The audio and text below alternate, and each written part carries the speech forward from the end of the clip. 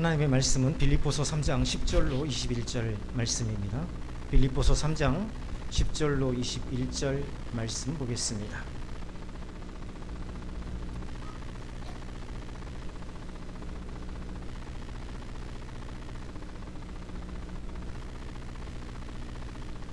우리 한 절씩 교독해 올리겠습니다. 10절입니다.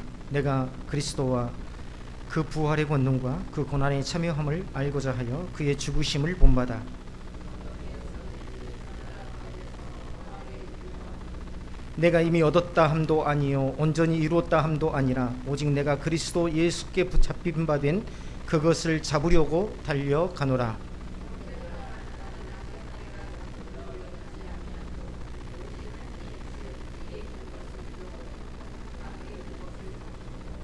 표대를 향하여 그리스도 예수 안에서 하나님이 위에서 부르신 부름의 상을 위하여 달려가노라.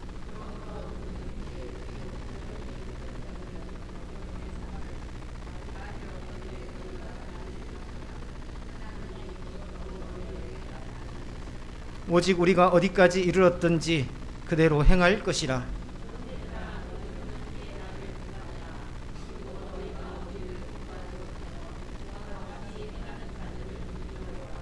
내가 여러 번 너희에게 말하였거니와 이제도 눈물을 흘리며 말하노니 여러 사람들이 그리스도의 십자가의 원수로 행하였느니라.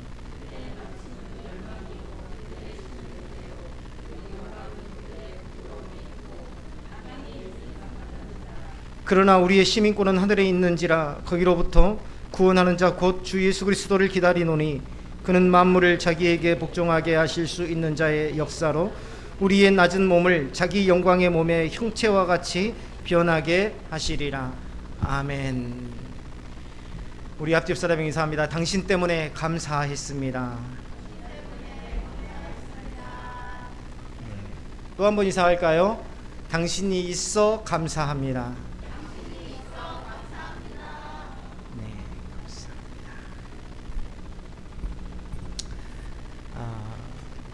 이제 우리 중직자 분들이 머지않아 성장하는 교회, 좀 규모가 있는 교회에 가서 한번 예배를 드리시게 될 텐데요. 교회 탐방 예배를 가시게 될 겁니다. 성장하는 교회의 특징이 있어요. 뭐냐면 모두가 다 한 목소리로 크게 성경 봉독을 하고 기도하자고 할 때에 모두가 큰 목소리로 뜨겁게 기도하고 나이든 자나 연소한 자나 모두가 다 하나 되어서 집중해서 예배를 드린다는 특징이 있습니다. 성장하는 교회에 예배 한번 가보세요.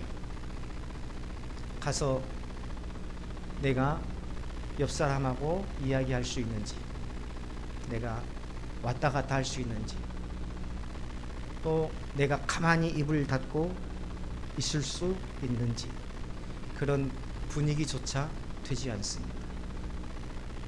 잘 되는 집안은 밝아요. 경쾌합니다. 잘 되는 공동체는 밝습니다. 항상 경쾌합니다. 우리 다시 한번 인사할까요? 자, 당신 때문에 감사합니다. 우리 큰 소리로 시작.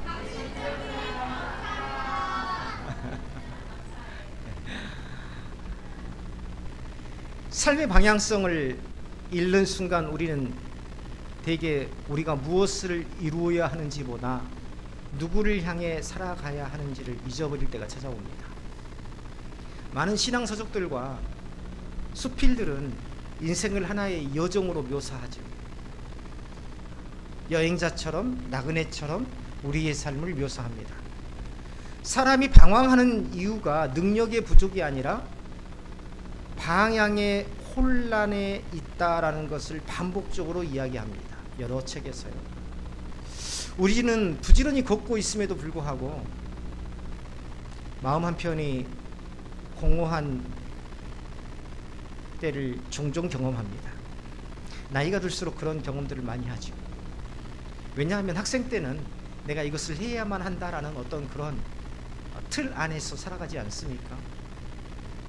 그런데 우리가 성장해 나갈수록 해도 되고 안 해도 되는 그러한 상황이 우리에게 주어지고, 노년의 때가 되면 어때요? 하고 싶어도 할 수 없는 그런 시기가 찾아옵니다. 유년의 때는 반드시 해야만 하는 시기로 꽉 차 있어요. 중년의 때는 해도 되고 안 해도 되고, 노년의 때는 하고 싶어도 할 수 없는 그런 시기. 뒤로 갈수록 내 삶이 점점 더 공허해진다는 느낌을 받습니다. 열심히 살고 있지 않기 때문에 그런 것이 아니라 어디를 향해 달려가고 있는지가 분명하지 않기 때문에 그래요. 왜요? 우리는 노년에 그렇게 공허해진 이유가 뭡니까? 집을 사기 위해서, 좋은 직장을 들어가기 위해서, 좋은 학교에 입학하기 위해서, 돈을 벌기 위해서 끊임없이 그렇게 살아왔는데, 그것이 살다 보니까 하나하나 어때요? 이루어지기도 하고, 때로는 그것이 허망한 것이라는 것을 깨닫기도 하고, 그러면서 우리는 우리의 목표 자체가 없어지고 흐릿해지는 경우가 있습니다. 신앙 역시 마찬가지예요. 신앙생활이 연수가 늘어나고 익숙한 언어와 형식이 쌓일수록 오히려 처음 붙들었던 본질을 놓치기가 쉽습니다. 처음에는 예배당에 와서 찬양하는 그 찬양의 분위기, 말씀을 듣는 그 분위기에 압도되어서 그 감정적으로 울컥 올라오고 내 삶을 생각하면서 눈물로 나고, 그런데 어때요? 매주마다 그런 상황을 경험하고 나니 이게 무덤덤해지기 시작합니다. 신혼 때는 아내가 여보 어서와 수고했어 라고 맞아주는 것이 그렇게 기분 좋고 또 활력이 있었어요. 삶에 활력을 주었습니다. 그게 계속 반복되면 어느샌가 어때요? 나도 무덤덤해지기 시작합니다. 내 귀에 교회의 용어가 익숙해지고 교회가 돌아가는 상황을 어느 정도 알게 되고 반복적으로 듣는 말씀이 어느 정도 알아듣는 수준이 되기 시작하면, 내게 믿음은 내 삶을 살아내는 능력으로서가 아니라 내 삶이 해야 할 일들 중에 하나가 되어버리더라는 겁니다. 다시 말합니다. 익숙해지기 시작하면 믿음은 내 삶을 살아내는 능력이 아니라 내 삶에서 해야 할 일들 중에 하나가 되어버리더라. 우리는 모두 다 바쁘게 살아가요. 직장이 있건 없건, 공무원이든 사업하는 사람이든 부모건 자녀이건, 심지어 나무 밑에 정자에 쉬고 있는 노인들까지도 길을 가고 있는 사람들을 붙잡고 물어보면 이 세상에서 자신의 삶이 한가하다고 생각하는 사람은 하나도 없을 정도. 우리 장모님도 지금은 몸이 아파서 병원에 잠깐 계시지만 잘 못 걸으심에도 불구하고 앉아서도 생각이 많아요. 빨래를 널어야지, 빨래를 걷어야지, 화분에 물을 줘야지, 비가 오면 장독대도 덮어야지, 누가 온다고 하면 밥을 해놔야지. 끊임없이 바쁜 일상을 보내고 또 무엇인가를 해야 한다고 생각하고 있습니다. 우리는 그렇게 바쁜 일상을 살아가고 있어요. 바쁜 일상 속에서 무엇을 더 해야 하는가, 얼마나 더 애써야 하는가를 묻는 동안 우리는 정작 나는 어디를 향해 살아가고 있는가라는 질문을 잊어버릴 때가 있더라는 것입니다. 마치 50대 이후의 건망증처럼 말이죠. 무엇인가 생각하고 가지러 가다가 가는 길에 내가 무엇을 하러 가는지를 잃어버려요. 저도 점점 그런 것들이 잦아지고 있습니다.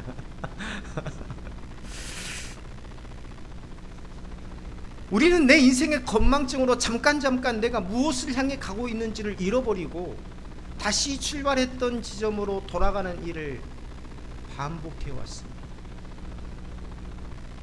오늘 우리는 사도 바울의 삶을 잠깐 들여다보려고 하는데요, 표대를 향하여. 오늘 설교의 제목이기도 하죠. 2026년 첫 설교. 저는 이 사도 바울의 고백이 바로 그의 인생을 말해주고 있다고 생각합니다. 그는 단 한 번도 임의대로 길을 간 적이 없는 사람이었어요. 다시 말하면 자기 마음대로 길을 간 적이, 자기의 생각대로, 자기의 판단대로, 자기가 옳다 여기는 대로 길을 간 적이 없었던 사람입니다. 오직 푯대가 있는 곳을 향해서 분연히 일어났고 성실하게 나아갔던 사람이었습니다. 이 사도 바울의 삶은 성취의 연속이었습니다. 가는 곳마다 교회를 세웠어요. 가는 곳마다 제자들을 세웠어요. 가는 곳마다 동역자들이 있었습니다. 가는 곳마다 하나님의 놀라운 역사가 있었습니다. 성취의 연속이죠. 그런데 그는 성취를 목표로 살지 않았다는 것. 가는 곳마다 성취를 이루었는데 그의 인생 자체는 성취를 목표로 하지 않았다는 것. 그의 신앙은 탁월했지만 그 탁월함에 머물지 않았다는 것. 일반적인 삶과는 좀 결이 다른 삶이라고 할 수 있죠. 성공의 연속이었지만 성공을 목표로 하지 않는 삶. 부유하지만 그 부유함에 머물러 있지 않는 삶. 탁월한 능력을 가지고 있지만 그 탁월함에 머물러 있지 않고 더 큰 뜻을 품고 나아가는 삶, 낮은 곳에서 섬길 줄 아는 삶. 여기서 바울이 깨달은 것이 있을 것이라는 생각이 듭니다. 원래 남다른 인생을 사는 사람들에게는요, 남들이 깨닫지 못한 것을 붙드는 경우가 많아요. 그 사람이 부지런해서, 그 사람이 다른 사람보다 다른 점이 많아서, 똑똑해서, 그 사람의 인생이 다른 게 아니라 내가 깨닫지 못한 부분을 그 사람은 가지고 있기 때문에 그 사람은 그렇게 살 수 있는 겁니다. 그래서 바울의 인생을 묵상해 보았어요. 과연 모든 것을 다 가진 듯한 사도 바울이 이 모든 것을 배설물처럼 여기고 이러한 삶의 여정을 기쁘게 받아들인 이유가 도대체 무엇일까? 그때에 등장한 것이 바로 빌립보 3장에 있는 이 푯대였습니다. 푯대. 자, 우리 동역자분들 머릿속에 지금 내 삶의 푯대를 한번 생각해 보세요. 내 삶의 푯대는 무언가?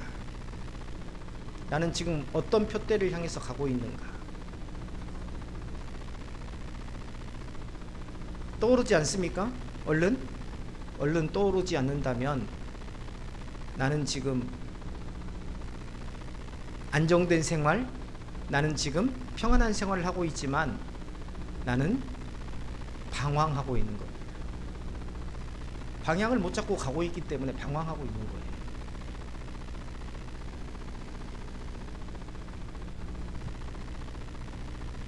푯대를 향한다는 표현이 말해줘도 사도 바울은요, 푯대가 가리키는 그 무엇을 보고 인생의 방향 자체를 바꾸었다는 것을 알 수 있습니다. 사실 바울은요, 고대 경기장에서 달리기 선수들을 보았을 것입니다.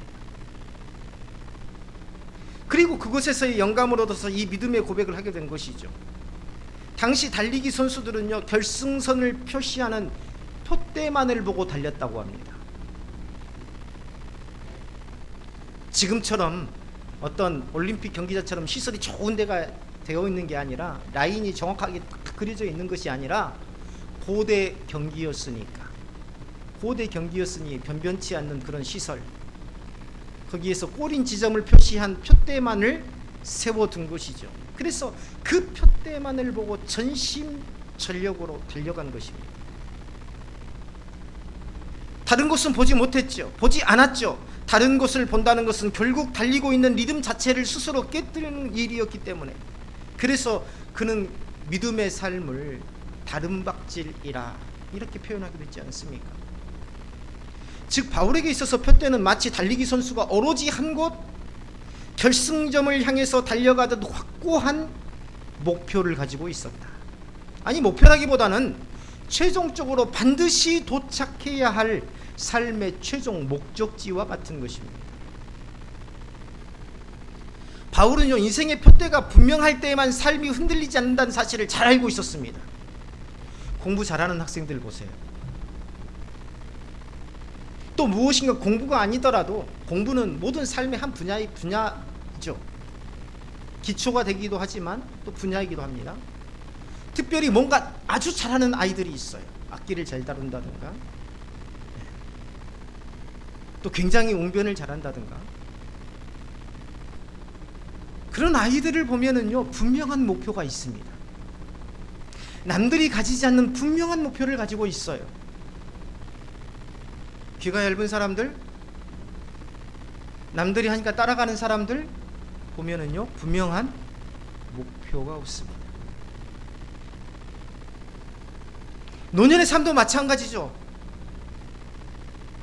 노년의 삶도 마찬가지. 분명한 목표가 있는 사람들은 노년의 삶도 여느 삶과 다르더라.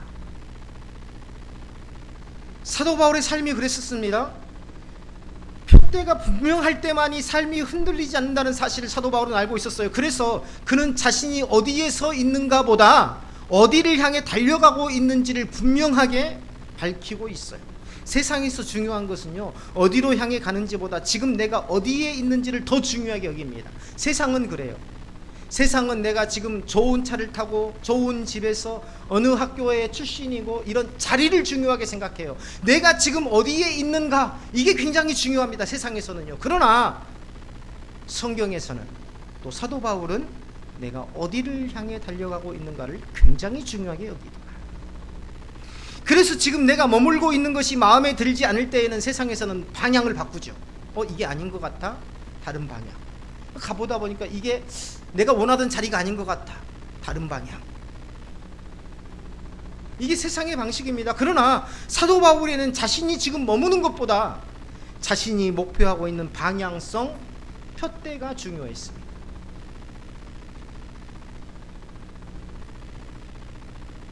그래서 우리가 다음 세대 아이들에게 강조하는 게 뭐예요? 목표의식 아닙니까? 목표의식. 우리는 그가 바라보며 나아갔던 표대가 예수 그리스도였다고 쉽게 말해버릴 수 있습니다. 사도 바울은 예수 그리스도를 바라보며 나아갔습니다, 이렇게 쉽게 말해버릴 수 있습니다. 그러나 우리가 쉽게 생각하고 말할 만큼 그의 삶의 여정은 단순하지가 않았다는 거죠. 그에게 표대는 단순히 예수 그리스도를 만나고 그분을 하나님의 아들로 영접한 것 그 이상이었다. 아는 것은요, 우리에게 만족을 줄 수는 주지만 삶의 방향성을 지속적으로 이끌기에는 힘이 부족해요. 지식은 그렇습니다. 지식은 내가 아는 것을 안다라는 어떤 그런 것들, 또 어떤 이러한 경험적인 일에서 내가 그 지식을 써먹을 때 만족감을 주지만 내 삶의 방향성을 지속적으로 이끌기에는 내가 가진 지식은 한계가 있어요. 그 힘이 부족해요. 그러면 사도 바울에게 표대는 어떤 의미였을까? 그의 삶 전체를 묵상해 보면 그는 주님을 아는 지식에 머물지 않았다는 것을 알 수 있습니다. 아마 머물렀다면, 내가 만약에 사도 바울이었다면, 우리 동역자분들이 사도 바울이었다면 어떤 선택을 했을까요? 만약에 저였다면 내가 개척하고 내가 부흥한 교회에서 그곳에서 말씀을 가르치고 거기에서 정착하며 내 가정도 챙기고 내 삶도 챙기고 안정된 목회를 택했을 것입니다. 춘천에서 목회할 때에 우리의 삶이 안정되고, 처음에 그 교회에 갔을 때 30만 원 받았습니다. 전도사 때 30만 원 받았어요. 어제도 우리 아내하고 이야기를 했는데, 오다가 이야기했는데, 그러다가 나올 때쯤에 몇 배가 됐냐면 10배가 됐습니다. 사례비가. 저도 차가 있고 우리 아내도 교회에서 차를 사주고, 어느 날 갑자기 다 털고 선교를 간다 하니까 우리 아내가 깜짝 놀래요. 내가 늦은 나이에 목회자가 된 것은 여기에서 대우받고 여기에서 좋은 생활을 누리기 위해서 목회자가 된 게 아니다. 주의 사역을 감당하기 위해서다.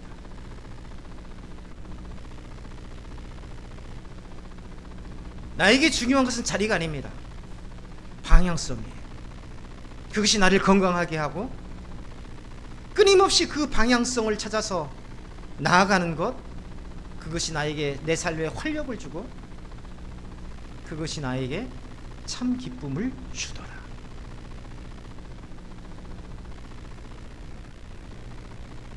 바울의 삶이 바로 평생 고난의 연속이었다는 거죠. 평안한 삶을 내버려도 어느 한 곳 교회에 머물러 복음을 가르치는 선생으로 평생을 바쳤던지 아니면 제자들을 모아서 후학을 양성하는 일에 평생을 바쳤을 것입니다. 그런데 그의 삶은 평생 연속의 고난의 연속이었어요. 그것은 그의 삶이 머물러 있는 삶이 아니라 끊임없이 나아가는 삶이었다는 것을 증거합니다. 즉 자리에 앉아있는 삶이 아니라 현장 중심의 삶이었다는 겁니다. 자리에서는 책을 펴고 배우거나 누군가의 지식을 전달받는 곳이지만 현장은 모든 상황을 경험하는 곳입니다. 자기의 지식이 어떻게 적용돼야 되는지, 그 지식이 현장에서 어떻게 적용되는지를 배우는 곳, 경험하는 곳이 바로 현장이죠. 그렇기 때문에 현장은 머리에 저장되는 지식이 아니라 땀과 눈물과 통증을 통해서 온몸에 새겨지며 축적돼 나가는 것, 바울은 그것을 뭐라고 했냐면 성경에서 산지식이라고 했습니다. 산지식. 그냥 내 안에서 머물러 있는 지식은 죽은 지식이에요. 성경 말씀, 하나님의 말씀이기 때문에 산지식이 아니라 이 하나님의 말씀이라도 내 안에만 머물러 있으면, 내 머릿속에만 머물러 있으면 죽은 지식입니다. 그러나 그것이 내 삶의 현장에 나아가서 그것이 경험되고 그 능력이 내 삶에 적용될 때에 그게 바로 진정한 산지식입니다. 바울은요, 남들이 가지지 못한 간절한 소망이 있었어요. 그것은 내가 무엇을 더 이루어야 되겠다는 것이 아니었어요. 많은 사람들이 여기에 매몰됩니다. 진취적인 믿음 좋아요. 그것은 내가 여기 머물지 않고 무엇인가 더 이루어야 되겠다는 열정으로 드러나기도 합니다. 그러나 그것이 방향성을 잃어버린다면 오히려 큰 화근이 되기도 합니다. 바울은요, 한 가지를 자신의 표대로 삼아 방향을 설정합니다. 그것은 뭐였냐면 주 대신 예수 그리스도를 더 아는 것. 오늘 성경에 나오잖아요. 주 예수 그리스도를 더 아는 것. 예수 그리스도를 안다는 것은 주님께서 하신 말씀을 기록한 책을 펴놓고 연구하는 단편적인 것을 말하는 게 아닙니다.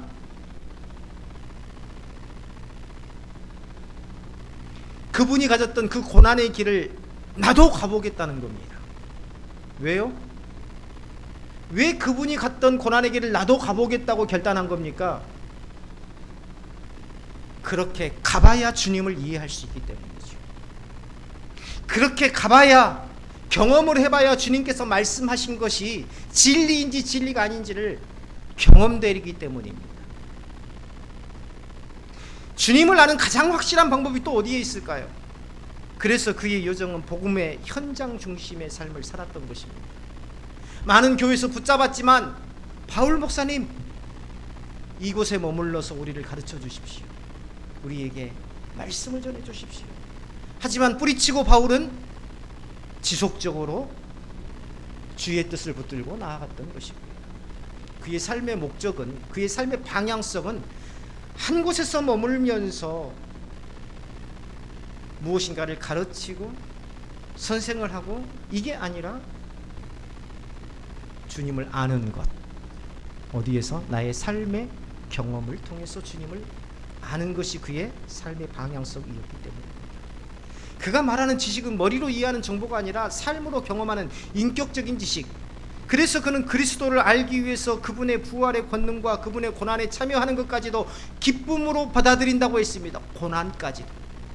심지어 주님의 죽으심을 본받아 자신도 그 길을 걸어가기를 소원한다고 말했어요. 바울에게요, 예수 그리스도를 아는 길은 영광만의 길이 아니라 고난을 포함한 사망의 깊은 골짜기가 있는 길이었어요.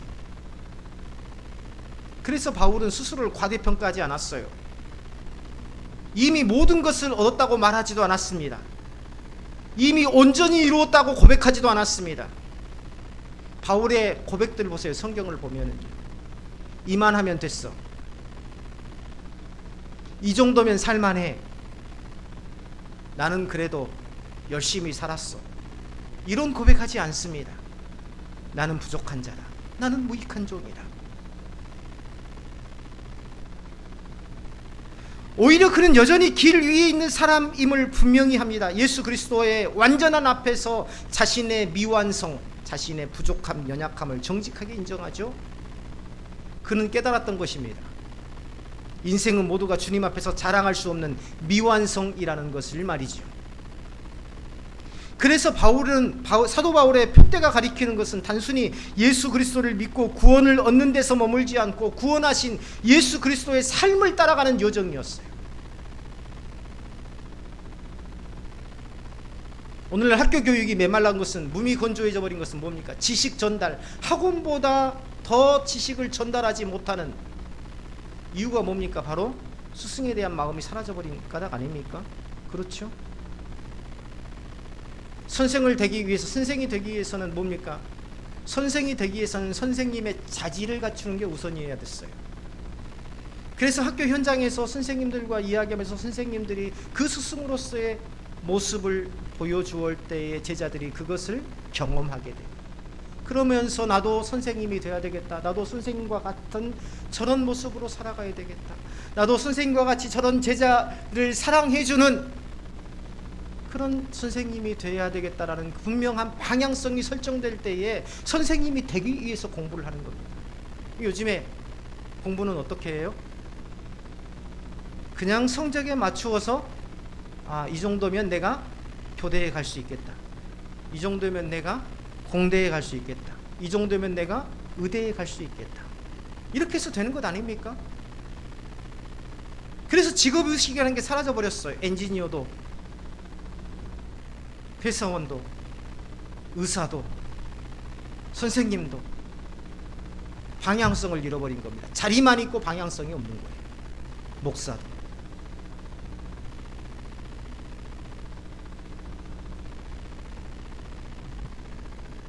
(8절에) 보면 내 주 예수 그리스도를 아는 지식이 가장 고상하기 때문이라 내가 그를 위하여 모든 것을 잃어버리고 배설물로 여긴다고 고백하고 있습니다.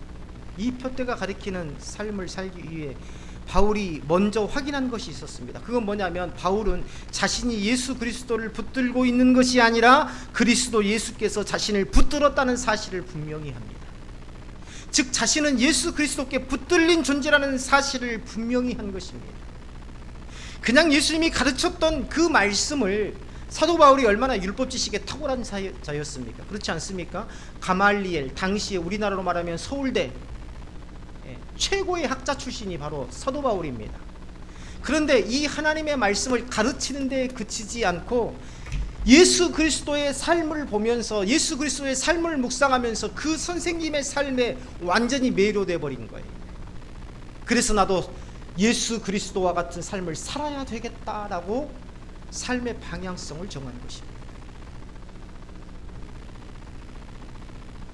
그게 바로 내가 예수님께 붙들림 바 되었다라고 고백하는 그 고백의 실체입니다. 이것은요, 오늘 예수 그리스도를 통해서 구원받은 성도들에게 굉장히 중요한 것입니다. 내가 주님을 택한 것이 아니라 주님이 나를 택하셨다는 사실을 인식하고 확인하는 것. 지난 시간도 말씀을 드렸죠. 내가 지나가다가 어쩌다가 이 교회에 와서 예배를 드린 게 아니라 하나님께서 나를 이곳으로 부르셨다는 것.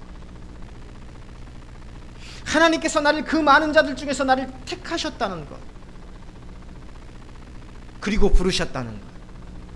그것은 우리 믿음의 삶 전체가 어디를 향하고 있는지를 알려주는 나침판과 같은 것입니다. 정체성에 대한 확인이죠. 내가 주인이 아니라 주님이 나의 주인이라는 사실. 내가 삶의 주인이라고 생각하십니까? 질병을 거부할 수 있습니까? 사고를 거부할 수 있습니까? 이 땅에서의 죽음을 거부할 수 있습니까? 거부할 수 없습니다. 왜요? 생명의 주권은 오직 하나님께 있기 때문입니다.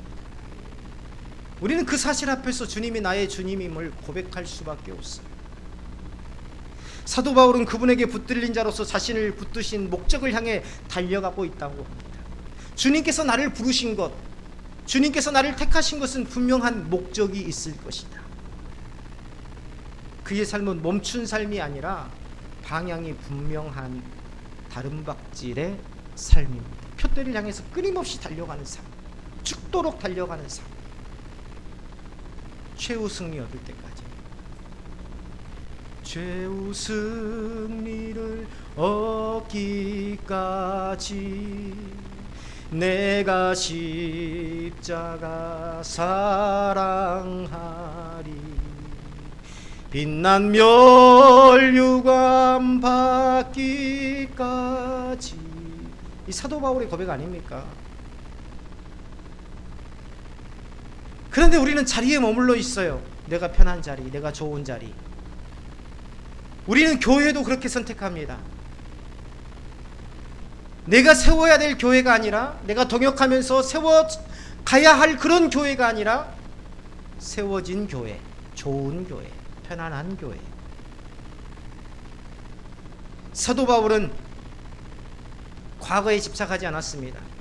그는 뒤에 있는 것을 잊어버리고 앞에 있는 것을 붙잡으려고 달려간다고 고백하고 있습니다. 과거의 실패뿐만 아니라 과거의 성취 또한 그의 발목을 붙잡지 못합니다. 이전에 자신이 자랑스럽게 여겼던 종교적 열심과 업적, 사람들로부터 인정받았던 모든 조건은 이제 더 이상 그의 표대가 아닙니다. 희망이 있는 가정, 희망이 있는 공동체는 과거에 매여 있지 않아요. 저기 노인정에 가보세요. 앞으로 내가 어떻게 살아야 되겠다는 대화 없습니다. 내가 앞으로 어떻게 살 것이다라는 대화 없어요. 그런 대화 없습니다. 전부 뭐예요? 대화가 내가 왕년에는 어떻게 살았어. 그 대화가 99.9%입니다. 왜 제가 잘하냐면요, 제가 춘천에서 처음 교회를 시작했을 때 어디서 시작했냐면 마을회관, 노인회관에서 시작했어요. 그렇기 때문에 그 일상, 노인회관에서 일상적으로 벌어지는 일이 어떤 것인지, 일상적으로 오고 가는 대화가 무엇인지를 내가 너무나도 잘 알고 있습니다. 우리 교회 공동체도 마찬가지입니다. 나이에 제한받지 마세요. 항상 우리가 앞으로 어떻게 나아가야 될 것인지, 내가 앞으로 어떻게 살아가야 될 것인지, 이것을 이야기하는 공동체가 되어야 합니다. 내가 과거에 무엇을 했고, 내가 어떻게 살았고, 어떻게 신앙생활했고, 중요한 건 지금, 더 중요한 건 앞으로입니다. 바울의 시선은 오직 앞을 향해 있었어요. 그 앞에서는 예수 그리스도 앞에서 가시면서 세워둔 표대가 있습니다. 이 표대를 향하여 달려가며 하나님께서 위에서 부르신 부름의 상을 바라봅니다. 그 부름은 썩어지고 사라져버릴 세상에서의 성공이라는 이름으로부터 온 것이 아니라 그리스도 안에서 완성될 영원한 생명으로부터의 부르심이다.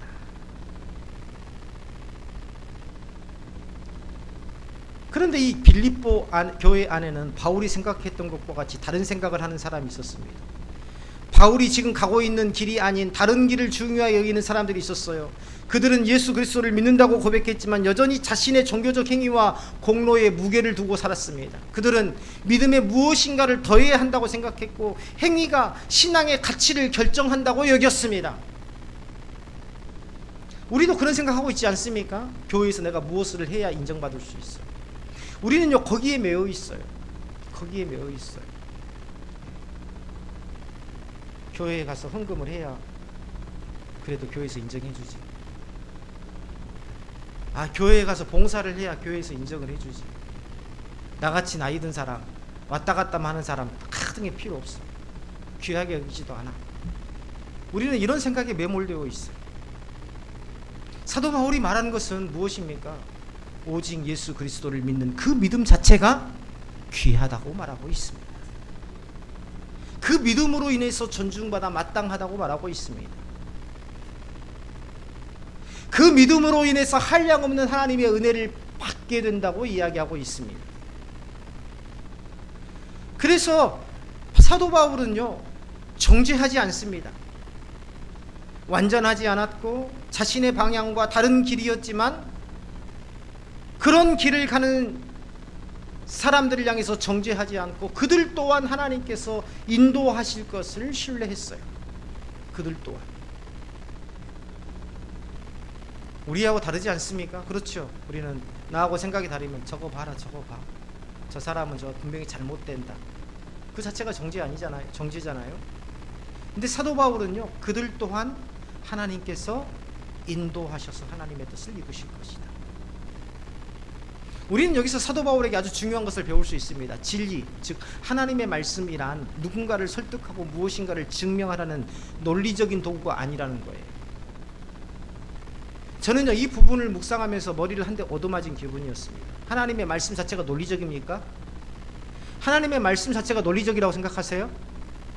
전혀 논리적이지 않습니다. 모세가 지팡이를 들어서 홍해를 치니 홍해가 갈라졌더라? 이게 논리적입니까? 아이가 가져온 보리떡 5개와 물고기 2마리를 사람들에게 나눠줬더니 장정만 5,000명이 먹고 12바가지가 남았더라. 이게 논리적으로 설명될 수 있습니까? 설명될 수 없습니다. 예수님이 무리를 걸었다. 이게 논리적으로 설명이 될 수 있습니까? 논리적으로 사람들한테 설명해서 사람들을 설득할 수 있습니까? 없습니다. 하나님의 말씀은 전혀 논리적이지 않습니다. 그런데 나도 그리고 우리 모두도 하나님의 말씀으로 뭔가를 증명하려고 했다는 사실입니다. 제가 늘 말씀을 드리지만 설교는 가르치는 게 아니라 설교는 살아내는 것이다. 누가? 설교자가 그 설교를 먼저 살아내는 것이다. 왜 그렇습니까? 하나님의 말씀을 전한다는 것은 누구를 설득하는 과정이 아니에요. 나와 함께 하셨던 하나님을 증거하는 것이고 내 삶에 역사하시는 하나님을 보여주는 것입니다. 진리는요 사람을 설득하거나 이기는 논리가 아니라 하나님께서 열어 보이시는 빛이라는 사실입니다. 사도 바울이 바로 그것을 깨달았어요. 그래서 사도 바울은 하나님의 말씀은 살아있고 생명력이 있다고 말했던 거예요. 즉 내가 하나님의 말씀을 도구 삼아 누군가를 설득하는 것이 아니라 하나님의 말씀이 그에게 역사하시는 것이라는 겁니다. 그에게. 내가 김봉용 원사님을 만나서 성경은 이런 겁니다. 이런 뜻입니다. 이렇게 살아야 됩니다. 라고 김봉용 원사님을 설득하는 것이 목회가 아니라 나에게 역사하셨던 말씀이 김봉현 권사님에게도 동일하게 역사하셔서 김봉현 권사님의 삶을 변화시키는 것, 복되게 하는 것, 은혜롭게 하는 것, 그게 바로 사도 바울이 말하는 진리의 생명력이라는 것이에요. 2026년도에 우리 동역자들이 이러한 말씀의 생명력, 말씀이 역사하는 놀라운 은혜 안에 삶에 충만한 은혜와 감사가 넘치는 한 해가 되시기를 주님의 이름으로 축원합니다.